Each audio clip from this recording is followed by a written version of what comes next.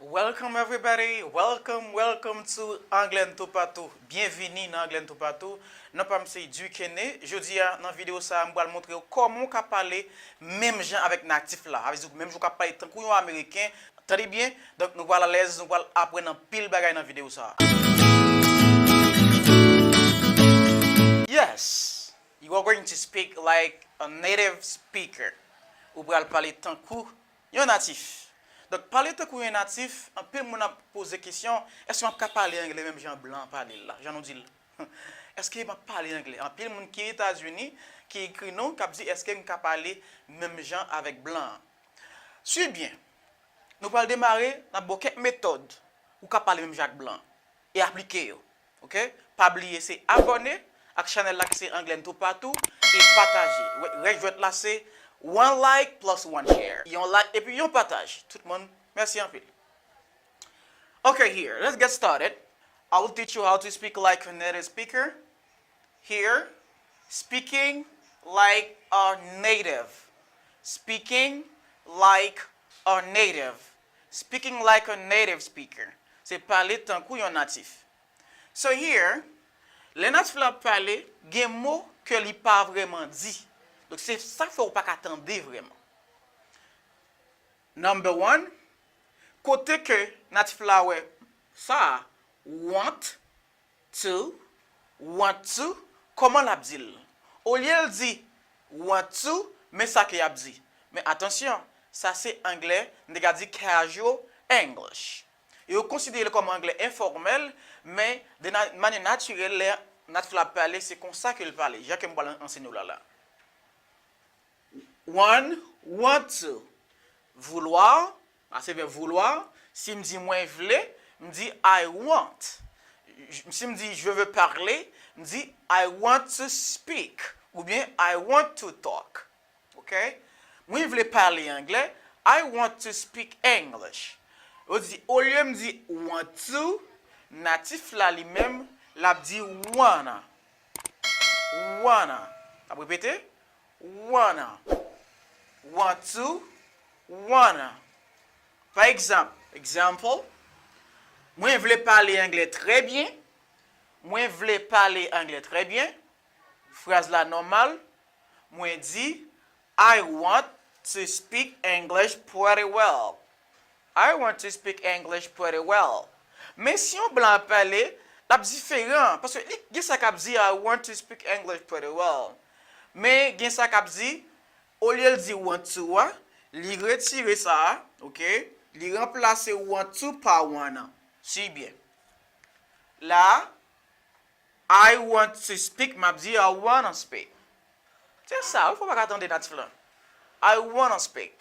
I wanna speak English.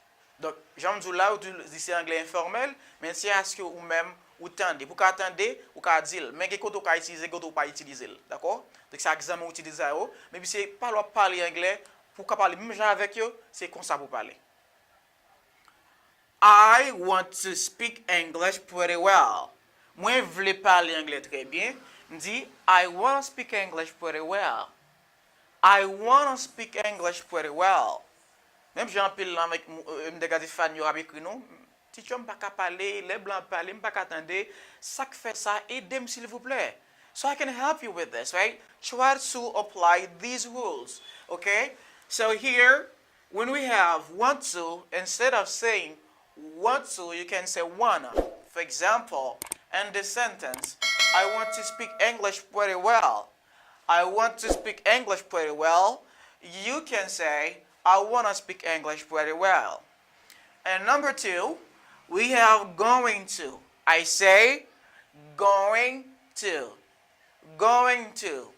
You can only use this word. We say gonna. Gonna. If I have a sentence like this, I am going to go. Okay? I am going to go. I can't stay anymore. I am going to go. I can't stay anymore. Moi pour aller. Okay? Moi pour aller.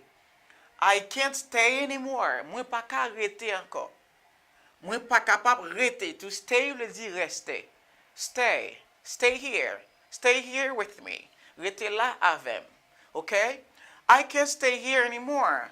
Okay, I'm going to go. Mwen pou ale.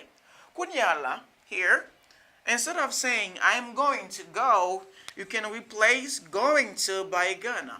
You can simply say you can say I'm gonna go. Don't say I'm gonna to go. Say I'm gonna go. Yeah, I'm gonna go. I'm gonna go. I'm gonna go. Donc, on dit, wow, je ne sais pas I'm gonna go, c'est je peux aller. Donc, ou ka retirer verbe sur mettre l'autre, on dit, I gonna speak, je peux parler. I'm gonna eat, je peux manger. OK? I'm gonna visit my friend. OK? Si mon a dit, I am going to visit my friend, donc c'est formel, normal. Mais si tu dis, I'm gonna visit my friend now, je peux aller visiter zami nan kounya. Donc, anyway, I think you understand this. OK? 3. Numéro 3. Pour dire moun nan ou ka ils ont autre façon blanc elle a parlé li presque pas dit ou on pas attendre ça la dire c'est à cause ça ou pas bien maîtriser 3 I don't know les blancs dit I don't know moi pas connais n'a vinn en cours pour expliquer plusieurs façons qu'a dit moi pas connais pas seulement pour dire I don't know I don't know I don't know I don't know donc mais ça blanc au lieu de dire I don't know il dit I don't know, I do know, I do know, I don't know. Really? I don't know what time is it. Ouais, on dit chaque mot séparément. I don't know what time is it. Mais là, il est difficile pour dire I don't know what time is it. Donc, qui ça l'a fait? M'gen don't, ok, don't know, many. I don't know. C'est comme si je vais remplacer don't know à part de now et puis en point général pour qu'à l'aise. I don't know. Je dis I don't know. OK. I don't know pour qu'à l'aise. I don't know what time is it. I don't know what time is it. Wow. I don't know what time is it. I don't know. I don't know. I don't know what time is it. Donc après liaison là, what time. Ouais, pas forcément dire what time. Parce que j'ai double T, on a venu parler sur ça au niveau avancé. Donc on a venu gagner. Suivez nous, partagez la vidéo, ça pour nous s'il vous plaît. What time is it? Toujours été suivre nous. What time is it? J'ai son accès. Time. Les combiner avec it là, me dit time is. Me pas dit time it. Donc la difficile les blancs parler pour dire time or time it. La dit time it. Time it. Time it. Time it. What time it is, really? What time it is, really? I don't know what time it is. M'pas connais qui l'est dit. I don't know how to do that. M'pas connais comment on fait ça. I don't know how to speak English. M'pas connais comment parler anglais. I don't know how to speak English. M'pas connais comment pour parler anglais. I don't know how to do it. M'pas connais comment pour faire. Donc, dès que vous connaissez ça, vous dites I don't know. Au lieu de dire I don't know, vous dites I don't know. I don't know. I don't know what time is it.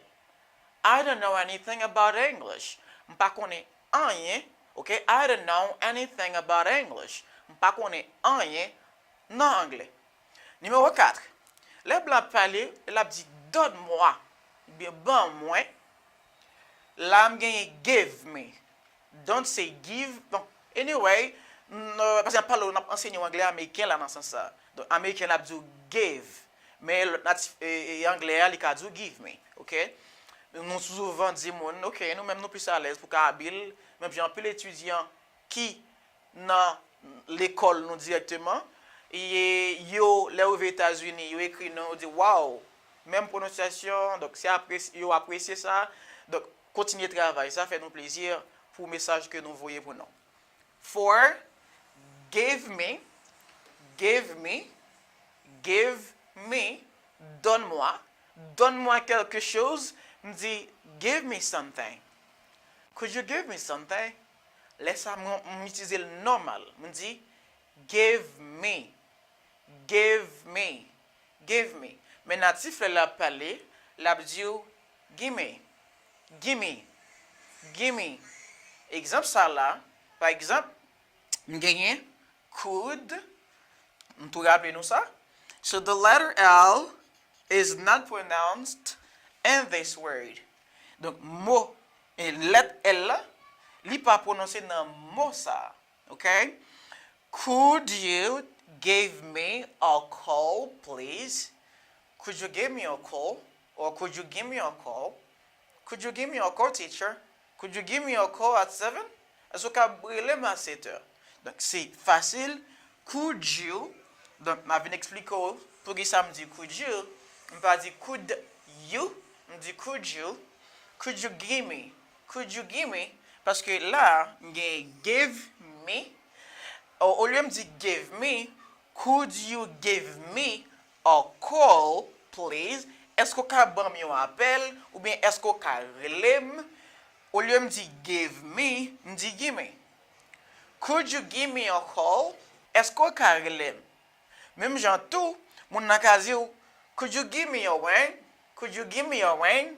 Au lieu de dire cola, natif là souvent utilisé expression ça. Could you give me a ring? Ring. Give me a ring as soon as you can. Donc bon me appelle. Donc cette expression là dit give someone a ring means that to telephone someone, to get in contact with the person or to get in touch with someone. Now I say give me. Okay, the last one, number 5, numéro 5 là c'est dernier. Parler de courant américain. C'est pas un big deal qu'il y a. Et nous souvent dit waouh, parler de courant blanc bah qui difficile. Moi-même comme natif, là me dit natif et haïtien, ça veut dire que me parler créole là bien. Donc je choisis et maîtriser anglais américain. Okay? I try to master the American accent. Donc on peut maîtriser l'accent américain. Très bien. Donc continuez suivre nous après ça. Let me. Au lieu américain dit let me, il dit let me. Let me. Ou quand il y a une ressemblance avec gimme ou gimme, gimme, give me, let me, dit let me. Let me. Qui te met de?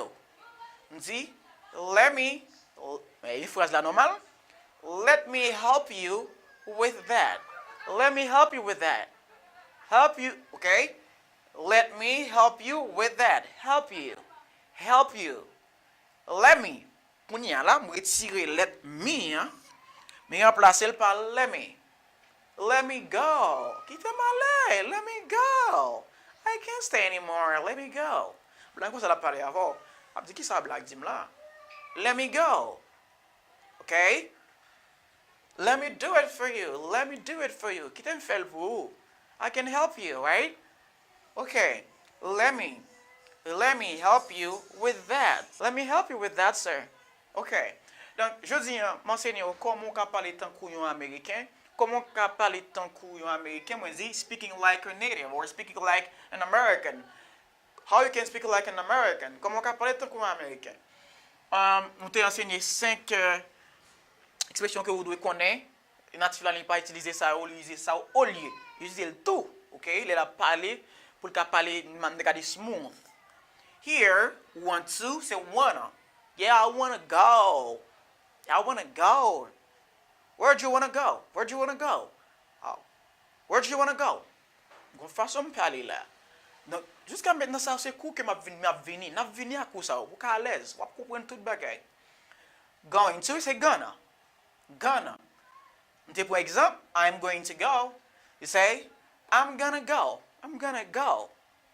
I'm gonna see. Okay? I'm gonna see. I can't stay anymore. I can't stay anymore.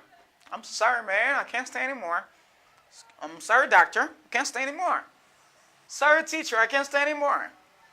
I don't know. Say, do know. I don't know. I don't know what time is it. I don't know what time is it. Or I don't know what time it is. It's better. I don't know what time it is. Somebody, what time is it? What time it is? Gimme. Could you give me a call? Could you give me a call? Now let me help you with this. Let me help you with that. Thank you guys, because today we teach you how you can speak like a native speaker. Not only this part, we will come with additional videos where I will teach you some tips that will help you guys to sound native-like. It was your teacher, Duquesne. The pleasure is always mine to bring new video for you. Don't forget, the main thing that you need to do is to share this video and like it. As soon as you do that, you help us to go higher, to bring new videos for you guys. Thank you. Don't forget to subscribe to our channel, which is called Anglais tout partout. It was your teacher, Duquesne, and see you next.